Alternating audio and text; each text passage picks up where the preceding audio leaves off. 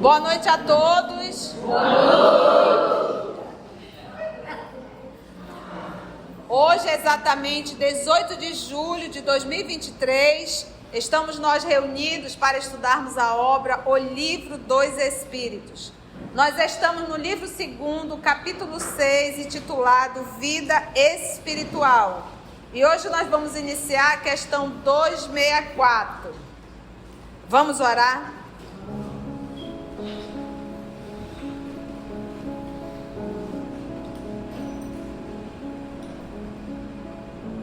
Senhor Jesus, Mestre, amado, amor de nossa vida, nós nos encontramos mais uma vez na Tua casa, cada um de nós aqui presente, carregando a vontade de aprender para compreender e melhor servir. Buscamos o estudo com o propósito da paz que necessitamos e que procuramos há tantos séculos. Que nessa noite, divino amigo, o Senhor possa, através dos amigos espirituais, nos inspirar, nos conduzir e nos auxiliar, amado Mestre, para uma melhor compreensão das lições dessa noite. E que tudo que iremos estudar possa fazer parte, divino amigo, da nossa vida, do nosso cotidiano, das nossas atitudes. Graça te damos, Senhor, que assim seja. Ok? Então vamos lá. Pergunta o professor Allan Kardec: o que guia o espírito na escolha das provas que queira sofrer? O que guia o espírito? Qual é a linha de raciocínio dele para escolher as provas que terá que passar? Essa é a pergunta. Vamos ver a resposta? Ele escolhe, o espírito escolhe, de acordo com a natureza de suas faltas, as provas que o levem a expiá-las e o façam progredir mais depressa. Então vamos supor que eu, Maria da Conceição, nessa encarnação, tenha abusado do dinheiro. Então eu volto para o mundo espiritual e sofro as consequências desse abuso que eu cometi. Logo, eu, em sã consciência, assumindo as minhas responsabilidades, reconhecendo os meus erros, eu solicito uma encarnação na riqueza novamente? Entendeste? Se eu estiver lúcida. Agora, se eu vou para o mundo espiritual em um estado de perturbação, vou direcionada a um vale, porque a gente às vezes fica preocupado. Eu não quero passar por umbral. Olha, você não estudou. Quem estuda diz que eu vá para o umbral e que meu tempo possa ser curto. Porque o umbral é a porta de entrada para o mundo espiritual. É aquilo que nós vamos chamar de expurgo. Ali é aquele momento que você para refletir um pouco. Feliz daquele que vai para o umbral, que fica naquele estado de perturbação até ser recolhido em um hospital. Mas tem corações que vão direto para os vales. Então, se eu estou nos vales de sofrimento, aprisionada em cavernas, dali eu não tenho condições de decidir nada. Então, aí os espíritos superiores organizam a minha reencarnação. O dia que nós entendermos que ninguém está aqui de passagem, e que isso aqui tem um propósito muito grande, porque a gente veio para cá, a gente tem um propósito, e o propósito da gente não é acumular dinheiro e nem colocar muito certificado na parede. O nosso propósito é nos tornarmos humanos melhores, só isso. Não é verdade? Esse que é o propósito, nos tornarmos seres melhores, nos tornarmos a imagem e a semelhança do divino, só isso. A gente que gosta de complicar. Então, se a criatura está no processo de perturbação e de sofrimento, ela não tem lógica, razão para escolher. Então, outros escolherão. Agora, de uma certa forma, de uma forma indireta, ela está escolhendo. Por quê? Porque o mal que eu faço hoje, eu terei que reparar. Então, é uma escolha. Então, sempre nós estamos escolhendo. Quem com ferro fere. De quem é essa fala? Jesus Cristo. Ele falou a Pedro, quando Pedro ali decepou a orelha do soldado. Ficou claro? Continua. Ele escolhe de acordo com a natureza de suas faltas. Então, conforme a falta que cometeu, terá que fazer as correções. As provas que eu leve a espiá-las. Espiar é reparar. Espiar é, bagunçou o quarto? Bagunçou. Agora vá lá, arrume. Vá lá, arrume. Que na verdade, ir arrumar é reparação. Espiar é sofrer as consequências. Então, bagunçou o quarto? Bagunçou. A mãe de antigamente dava uma boa palmada. Já começou a sofrer. Essas palmadas é a expiação. É o sofrimento. Sofreu as consequências? Sofreu. Agora vá arrumar o que você bagunçou. Aí já é a reparação.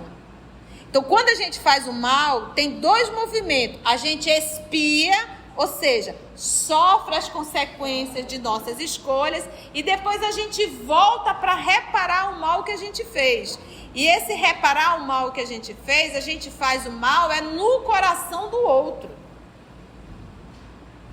Tudo que eu faço para destruir o outro, eu tenho que voltar para recuperar o que eu fiz. E sabe, quase sempre esses que eu destruí o outro, eles voltam como filhos para eu devolver o que eu destruí.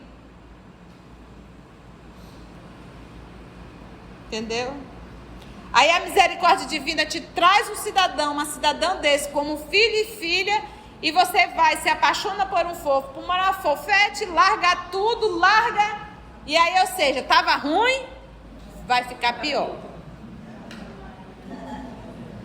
Entendeu? Vai ficar pior. Por isso é que a gente diz que família é célula divina. Nunca abandone seus filhos e nem os compromissos assumidos, porque isso vem um preço alto. Tá bom?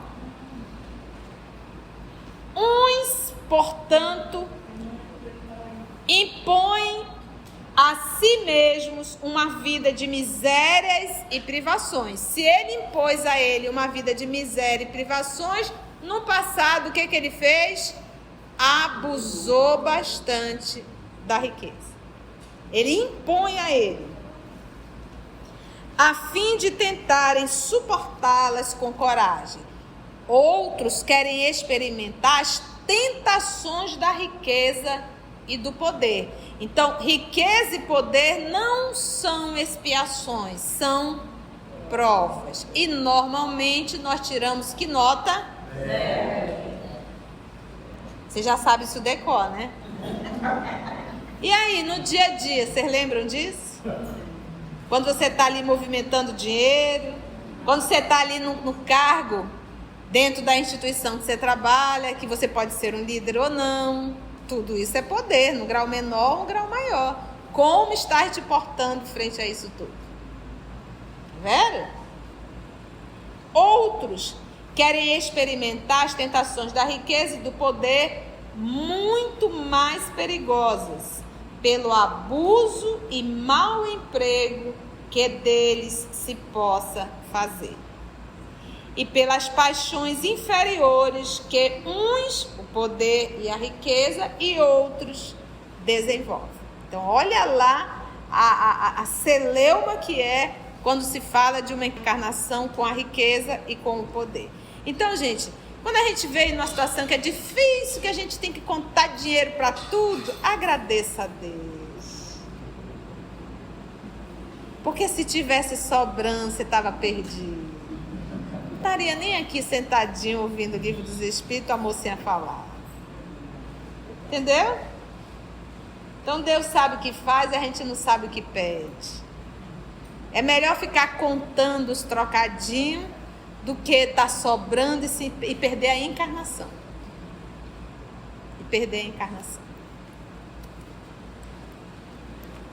Outros finalmente querem ser provados nas lutas que terão de sustentar no contato com o vício. Então, uma pessoa que já foi viciado em uma determinada situação, já conseguiu superar, já passou várias encarnações aí, beleza. Ele disse, agora eu quero voltar e eu quero ter contato com pessoas que poderão me oferecer o vício para ver se eu realmente já aprendi a lição. Então, por quê, gente?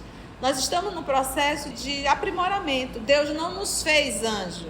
Ele nos fez um princípio inteligente e nos dá todos os recursos para nós conquistarmos a nossa evolução. Eu costumo assim sempre lembrar esses jogos de videogame. Então imagina ali um pai e um filho. Aí o filho senta-se ao lado, o pai pega o controle e diz, deixa que o papai vai passar por todas as fases para você. E o menino vai ficar só olhando. Primeira pergunta, tem emoção para o menino? Não. Nenhum. Tem mérito para o menino? Não. Ele vai aprender o jogo? Não. Ele só vai ter mérito, só vai ter emoção e ele só vai aprender se ele pegar o controle. Então, isso é a vida. Quando a gente olha para Jesus, o Cristo, ele tem mérito. Ele sentiu as emoções. Ele realizou as conquistas. O que o papai faz é dar todos os recursos. Você manda um filho para a escola, na condição de pai e mãe, você está dando os recursos.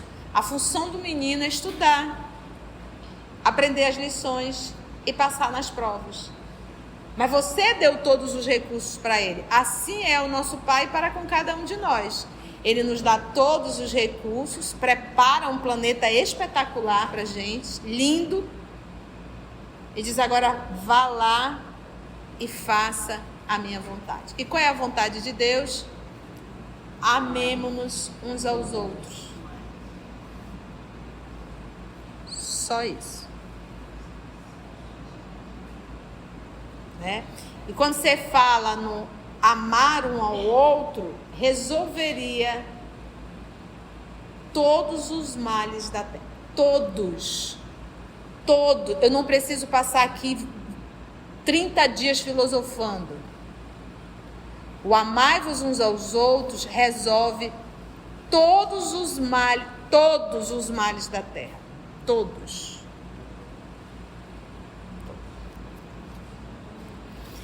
Kardec fez a 265. Se alguns espíritos escolhem por provação o contato com o vício, haverá os que o busquem por simpatia e pelo desejo de viverem no meio conforme os seus gostos? Presta muita atenção nessa pergunta. A gente acha que só espírito superior programa reencarnação. Não, inferior também. E eu vou dizer um segredo para vocês. Eles programaram um monte. Então, tudo aqui na Terra. Tocando terror. Então, olha só essa pergunta aqui. Se alguns espíritos escolhem por provação o contato com o vício, haverá os que o busquem por simpatia e pelo desejo de viverem no meio conforme aos seus gostos, ou para poderem entregar-se materialmente aos seus pendores materiais? Você entendeu a pergunta? Eu gosto da bagaça, não é assim que os jovens dizem? Eu posso programar uma reencarnação no meio da bagaça? No meio dos vícios? Resposta. Esse aí é o quê? Existe. Então, podem sim programar. E tem. Basta a gente estudar um pouquinho os livros de André Luiz. Se nós formos estudar a obra Libertação, vamos conhecer um pouquinho de Gregório. Né? Então, sem dúvida. Existem, sem dúvida. Mas somente entre aqueles cujo senso moral ainda está pouco desenvolvido. Aí você pode dizer assim, mas tia, como é que fica Deus nisso? Deus permite? Ele não nos dá o livre-arbítrio para nós encarnados? Você acha que é desencarnado não? Ah, você está desencarnado, você não tem mais livre-arbítrio. Tem. Agora, parece assim que eles estão controlando tudo. O papai permite. Porque eles também têm que reencarnar. Entende? É com a permissão de Deus. Jamais Deus vai perder o controle. Agora, o que ele faz? Se filho é teimoso, ou filha teimosa, vou mandar o cachorro ir buscar essa ovelha desgarrada. E o cachorro traz como? Ou o cachorro diz uau, uau, uau, uau, uau, uau, no dente. E quem é o cachorro, o dente na nossa vida? A dor. A dor. A dor. Então não está solto. Eles podem programar? Podem. Aqui acabou de responder, podem. Sou um vicioso, quero ir, eu quero estar junto com essa turma que eu quero continuar fazendo. Porque, meus irmãos, no mundo espiritual, para quem ainda não leu, as obras básicas e as obras subsidiárias, existe sexo no mundo espiritual? Existe. Por isso que à noite você sai do corpo e volta todo desconfiado da manhã.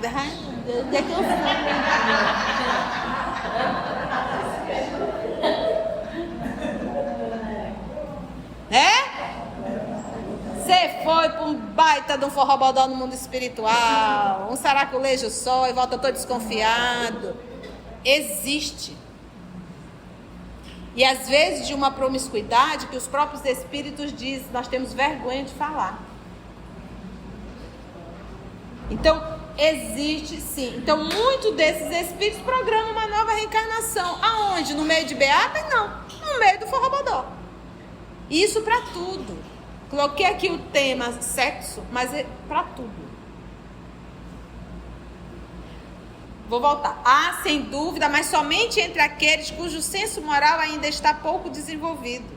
Então, uma pessoa lúcida vai escolher para vir no meio do pega-pagapá? Do forrobodó?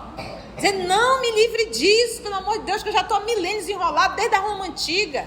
Gente, quando a gente fala de comportamentos inadequados, a gente está falando de milênios. Isso não é novo, não. Basta a gente ler um pouquinho do Império Romano e a gente diz, meu Deus, a gente estava lá,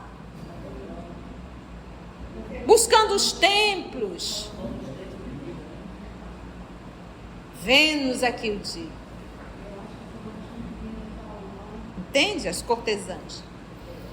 A prova vem por si mesma e eles a sofrem por muito mais tempo. Então eles podem escolher o forrobodó? Pode, mas vai chegar uma hora que a prova vai vir e o que eles deveriam evoluir numa encarnação, eles passam aí milênios. Gente, é aquilo assim, o papai nos criou e nós temos um fim determinado. Nós temos um ponto a chegar. Nosso modelo é o Cristo. Por isso, lá em Gênesis, façamos, né? Façamos, é um grupo. Façamos o homem à nossa imagem e à nossa semelhança. Então, o propósito é chegarmos nesse modelo semelhante ao nosso Senhor Jesus Cristo, mas nunca a Deus, porque Deus, ele é perfeito. Nós somos perfectíveis. Então, esse é o ponto lá. O tempo que nós vamos fazer, esse é o livre-arbítrio. Então, quanto maior o espaço que eu saio nos meus erros, mais eu sofro e mais eu retardo o meu ponto de chegada. Então, quando eu apronto, eu não estou aprontando com Deus, eu não estou fazendo mal a Deus, eu estou aprontando comigo e fazendo mal para a minha pessoa e retardando o meu progresso. Ou seja, o problema é teu. Entende? O problema é teu, o problema é nosso. Então, quem está sofrendo as consequências somos nós.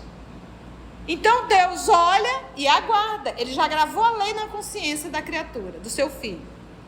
Já enviou o Filho amado, que é o responsável pelo planeta, que é o nosso Senhor Jesus Cristo. E o nosso Senhor Jesus Cristo tem enviado muitos missionários para nos ensinar. E a gente não quer aprender, e o problema é de quem? É nosso. Porque nunca Jesus Cristo deixou de enxertar nessa terra espíritos nobres, para ver se a gente muda. Mas a gente insiste. E agora é o Consolador prometido, é a terceira revelação.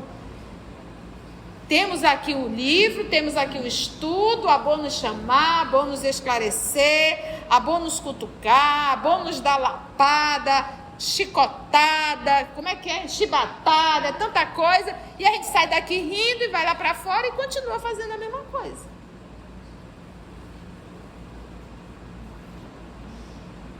A prova vem por si mesma e eles a sofrem por muito mais tempo. Cedo ou tarde, uma hora ou outra, compreendem que a satisfação de suas paixões brutais lhes acarreta consequências deploráveis que sofrerão durante um tempo que lhes parecerá eterno. Esse é o sofrimento eterno. Porque quando a gente está sentindo uma dor, o tempo passa rápido? Parece até que ele não passa, né? Isso é o sofrimento eterno. Agora você imagina uma dor numa unha encravada, agora imagina uma dor na consciência. Não tem como fugir dela. Sofrerão durante um tempo que lhe parecerá eterno. Deus poderá deixá-los nesse estado de sofrimento até que compreendam seus erros. Vamos pegar André Luiz? Ele foi para o umbral, teve a honra, né? Foi médico, chegou a atender por 15 anos 6.000 pessoas, se não me falha a memória, ou por 6 anos, não me lembro muito bem.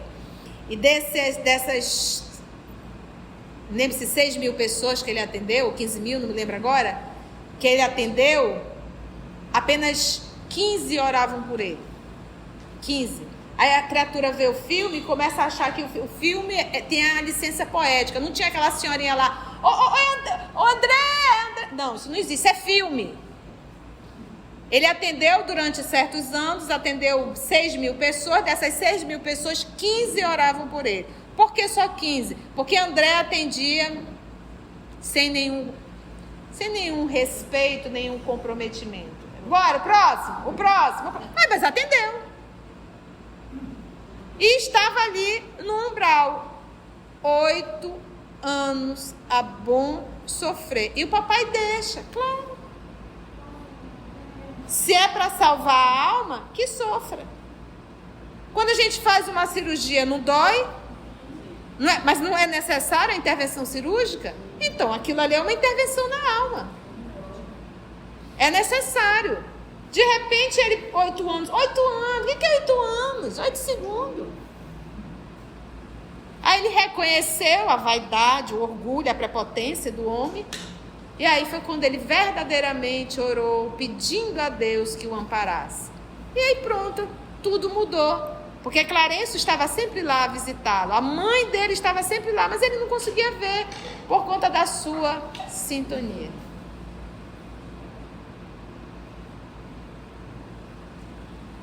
Deus poderá deixá-los nesse estado até que compreendam seus erros e por iniciativa própria peçam para repará-los. Senhor, pisei na bola, apontei, não foi pouco.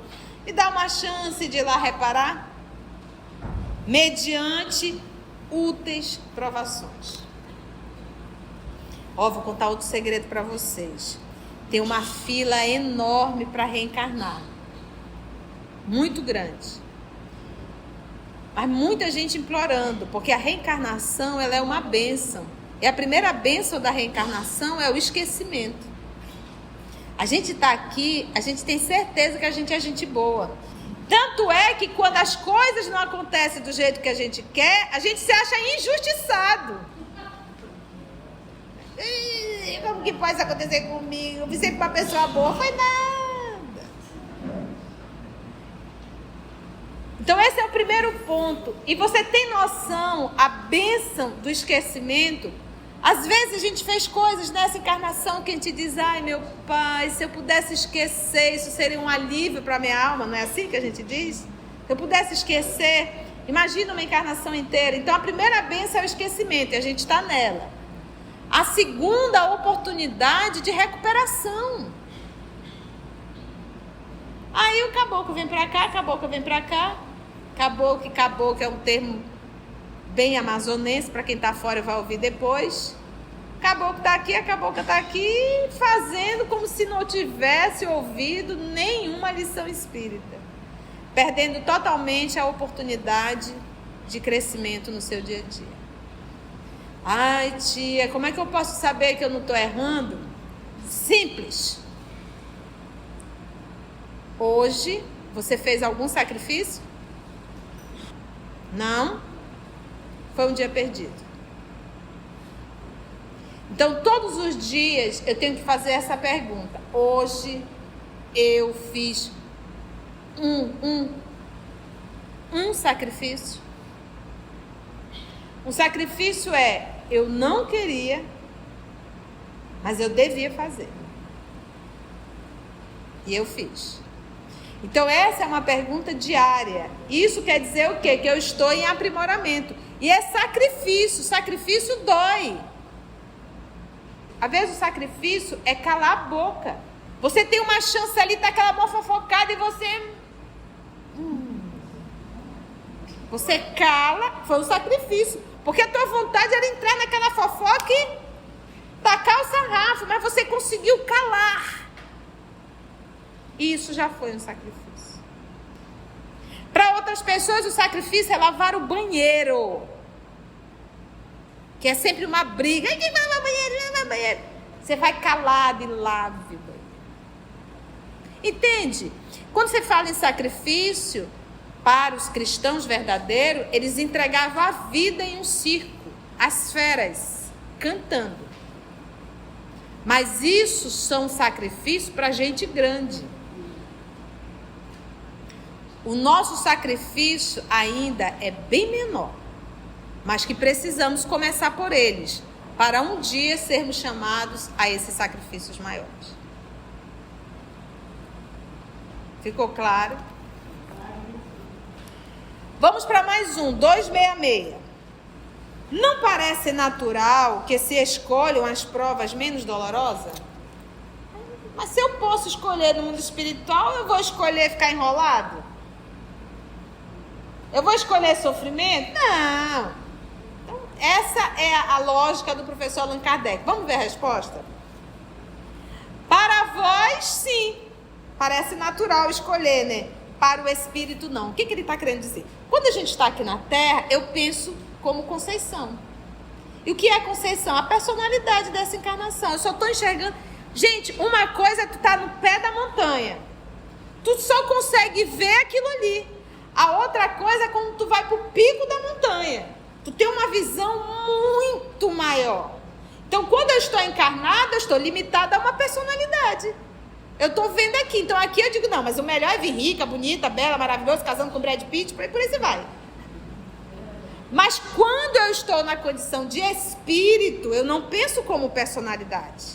Eu penso como espírito. E eu sei a gravidade de uma encarnação. Por isso que ele diz, para vós sim, para o espírito não. Porque o espírito, ele tem consciência da reencarnação, ele tem consciência da evolução. Mas tia, a gente aqui não tem? Tem. Todos nós temos, porque a lei de Deus está gravada na nossa consciência. Meus amigos, todos nós sabemos o que é certo e o que é errado. Todos nós. Eu posso até não ter a consciência da gravidade do erro e das consequências, mas eu sei o principal, é errado. Porque a lei de Deus está gravada em nossa consciência.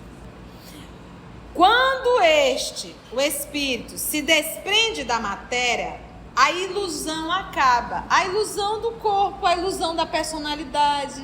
a ilusão do que somos.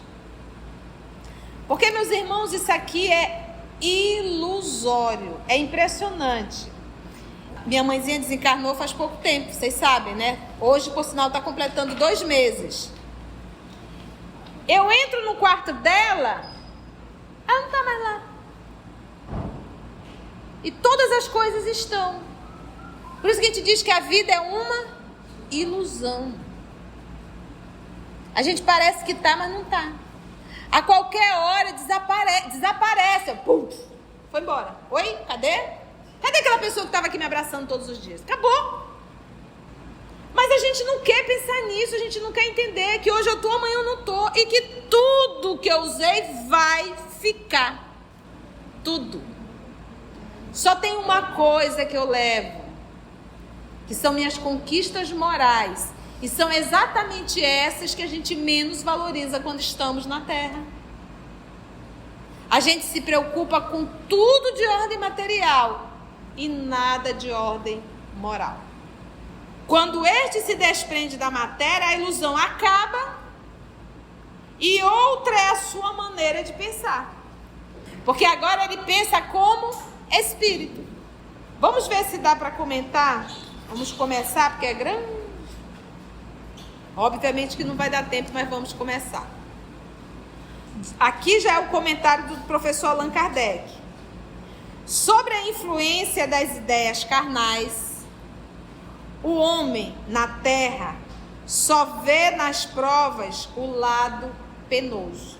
Então, quando eu estou aqui na Terra, quando a gente vê as provações, a gente só consegue ver o lado ruim de tudo, o lado penoso. A gente não consegue ver o lado bom. Quando eu estou no processo penoso, eu estou reparando. Eu estou aprendendo e deixei de me comprometer. Porque quando eu estou com saúde, tudo muito bem, quase sempre eu estou a me comprometer com a lei. Fazendo coisas erradas. Mas quando eu já estou no banquinho do sossego, daquele cachorro que foi lá e trouxe nos dentes a ovelha desgarrada, eu já estou na dor. Estou sendo trazida novamente de volta ao regaço paterno. Então, quando é que a gente vai começar a entender que a dor já é um processo em que eu estou sendo educada, que eu começo a reparar? Entende isso? Então, eu não tenho que me maldizer do sofrimento, eu tenho que tirar as lições do sofrimento. Me recordo uma vez, as provas lá em casa são bem, né? Meu pai amputou ambas as pernas por conta da diabetes mal cuidada e ficou cego. Olha que expiação. E eu ali empurrando a cadeira de roda, levando ele para passear, apareceu um amigo dele, abraçou, chorou. E eu ali olhando aquilo, né? E ele disse assim: poxa, Pedro, como tu tá sofrendo. E eu fazendo uma leitura do lado de fora, parece assim, que o papai estava numa situação péssima e ele estava numa situação maravilhosa. Não. O papai já estava mais adiantado do que ele, porque ele, em pé, continuava se comprometendo. E o papai não mais. A dor freou. A enfermidade freou. Então você começa agora a ter uma visão de compreender e agradecer os dentes do cachorro nos trazendo. Entendeu? Ficou claro isso? Então eu tenho que maldizer o sofrimento? Eu tenho que agradecer e dizer: Senhor, tu me chamastes várias vezes. Porque o pastor, quando a gente escuta a história do pastor das ovelhas, a gente não entende, porque a gente não viveu, a gente não traz a consciência do significado de um pastor. O pastor que é responsável por aquele rebanho, ele é responsável em conduzir todas aquelas ovelhas, e o pastor, ele conhece cada ovelha, e ele dá nome às ovelhas. É linda a história do pastor, e elas obedecem. O pastor, ele passa anos e anos conduzindo aquelas ovelhas. Quando o pastor vai se aposentar, É preciso que um novo pastor fique ao lado dele, trabalhando com ele alguns anos, até aquelas ovelhas se adaptarem com aquele novo pastor. Porque elas só escutam a voz daquele pastor. Por isso é que Jesus usava o termo o pastor. E ele chama todas as ovelhas. E existe sempre as ovelhas, algumas ovelhas que se desgarram, que saem do rebanho. E o bom pastor, ele chama a sua ovelha pelo nome. E normalmente a ovelha vem. E quando essa ovelha desobedece, ele manda o cachorro. E o cachorro traz nos dentes. E se ainda assim essa ovelha, que já passou por esse processo de vir nos dentes da dor, ela ainda permanece fugindo do rebanho, você sabe o que o pastor faz? Eu vou contar para vocês. Ele pega a ovelha, ele quebra as patinhas da ovelha. Mas sabe o que ele faz? Ele, a partir desse momento, carrega a ovelha nos ombros. É o último recurso. Sabe qual é esse recurso? É quando ele tira totalmente o nosso livre-arbítrio. Aquela reencarnação que você não tem mais escolha. Você passa 15, 20, 30 anos em cima de uma cama. Já nasceu assim. 30 anos, 40 anos, 50 anos sem poder pensar. Aí o papai já quebrou a patinha das ovelhas. Foi bom. Queremos chegar nesse nível? E um estudo desse é o pastor dizendo: volta, Zaneide.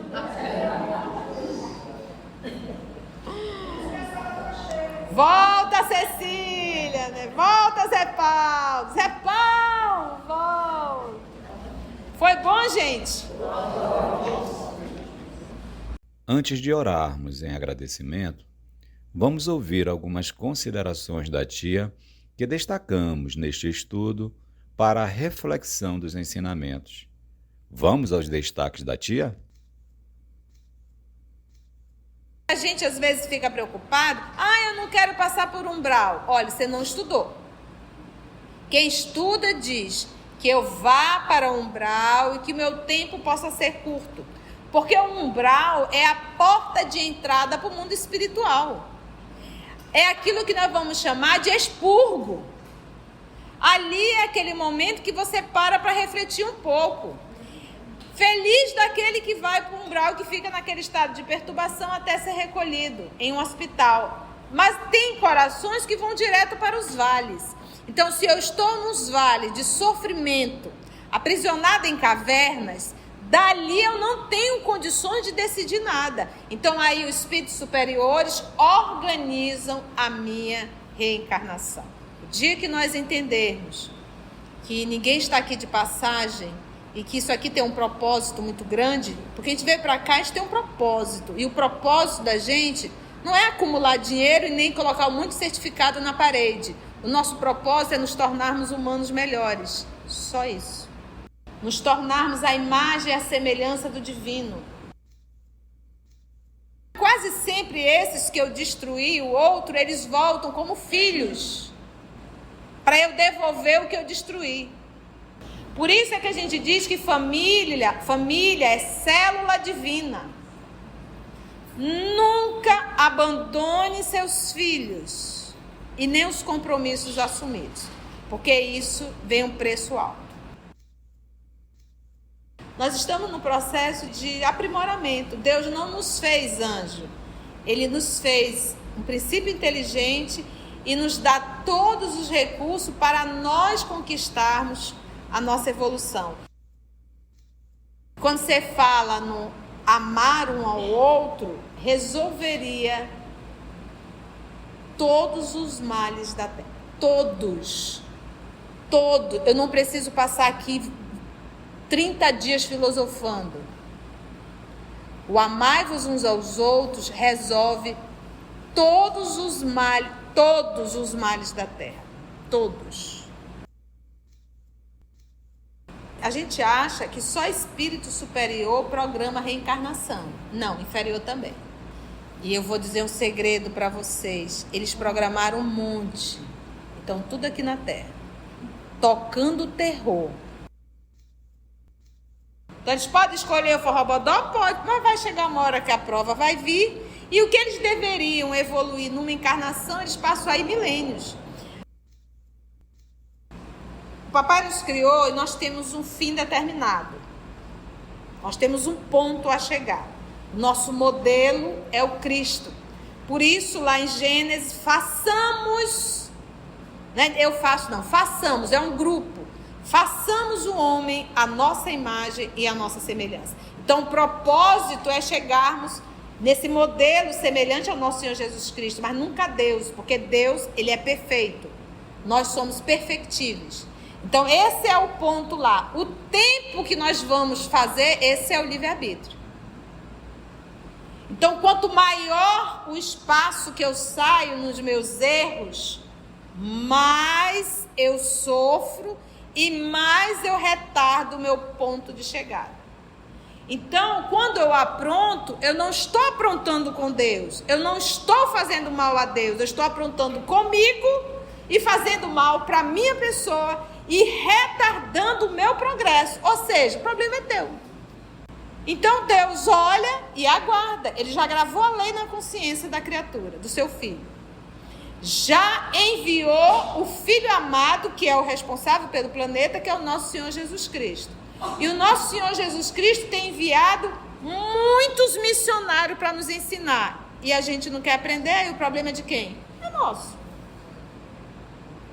Porque nunca Jesus Cristo deixou de enxertar nessa terra espíritos nobres, para ver se a gente muda. Mas a gente insiste. E agora é o Consolador prometido, é a terceira revelação. Temos aqui o livro, temos aqui o estudo, a bom nos chamar, a bom nos esclarecer, a bom nos cutucar, a bom nos dar lapada, chicotada, como é que é? Chibatada, tanta coisa. E a gente sai daqui rindo e vai lá para fora e continua fazendo a mesma coisa. Ó, vou contar outro segredo para vocês. Tem uma fila enorme para reencarnar. Muito grande. Mas muita gente implorando, porque a reencarnação, ela é uma bênção. E a primeira bênção da reencarnação é o esquecimento. A gente está aqui, a gente tem certeza que a gente é gente boa. Tanto é que quando as coisas não acontecem do jeito que a gente quer, a gente se acha injustiçado. Então esse é o primeiro ponto. E você tem noção, a bênção do esquecimento? Às vezes a gente fez coisas nessa encarnação que a gente diz, ai meu pai, se eu pudesse esquecer, isso seria um alívio para a minha alma, não é assim que a gente diz? Se eu pudesse esquecer, imagina uma encarnação inteira. Então a primeira bênção é o esquecimento e a gente está nela. A segunda, a oportunidade de recuperação. Ai tia, como é que eu posso saber que eu não estou errando? Simples. Hoje, você fez algum sacrifício? Não? Foi um dia perdido. Então, todos os dias eu tenho que fazer essa pergunta. Hoje eu fiz um sacrifício. Um sacrifício é, eu não queria, mas eu devia fazer. E eu fiz. Então essa é uma pergunta diária. Isso quer dizer o quê? Que eu estou em aprimoramento. E é sacrifício. Sacrifício dói. Às vezes o sacrifício é calar a boca. Você tem uma chance ali, tá aquela boca fofocada e você... Quando você fala em sacrifício, para os cristãos verdadeiros, eles entregavam a vida em um circo. As feras, cantando. Mas isso são sacrifícios para gente grande. O nosso sacrifício ainda é bem menor, mas que precisamos começar por eles, para um dia sermos chamados a esses sacrifícios maiores. Quando eu estou na condição de espírito, eu não penso como personalidade, eu penso como espírito. E eu sei a gravidade de uma encarnação. A gente não quer pensar nisso, a gente não quer entender que hoje eu tô, amanhã eu não tô, e que tudo que eu usei vai ficar. Tudo. Só tem uma coisa que eu levo, que são minhas conquistas morais. E são exatamente essas que a gente menos valoriza quando estamos na Terra. A gente se preocupa com tudo de ordem material e nada de ordem moral. Quando eu estou no processo penoso, eu estou reparando. Eu estou aprendendo e deixei de me comprometer. Porque quando eu estou com saúde, tudo muito bem, quase sempre eu... Amigos, se você chegou até aqui o final, deixa seu comentário. É muito importante a gente poder ler o teu comentário. Não esqueça de curtir para que possa divulgar a página. Dá o seu like, né? E, se possível, faça a sua inscrição no nosso canal e toca o sininho. Porque quando você toca o sininho, o YouTube avisa para você quando o EOS publicar um novo estudo. Então, receba um grande abraço da família EOS Manaus. Assim, concluindo o nosso estudo de hoje, e agradecendo o nosso Mestre Jesus por mais este momento de aprendizado, vamos orar? E assim agradecemos a Deus, nosso Pai, agradecemos a Jesus, o amor de nossa vida, e aos amigos espirituais aqui presentes. E que todas essas lições dessa noite, Senhor, possam ser refletidas, sentida na nossa vida. Graça te damos, Senhor, que assim seja.